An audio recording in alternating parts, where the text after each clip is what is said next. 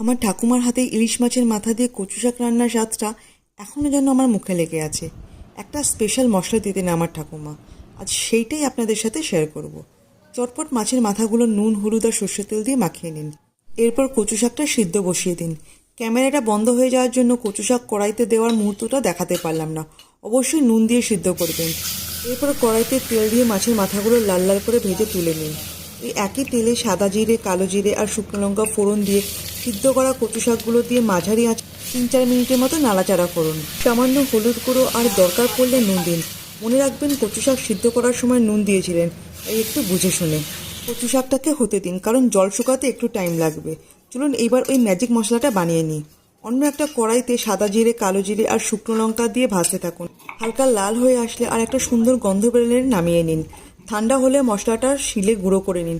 আপনি চাইলে mixer গ্রাইন্ডারও use করতে পারেন। সামান্য চিনি আর মাছের মাথাগুলোকে ভেঙে দিন আর ম্যাজিক মশলাটা উপর থেকে ছড়িয়ে দিন।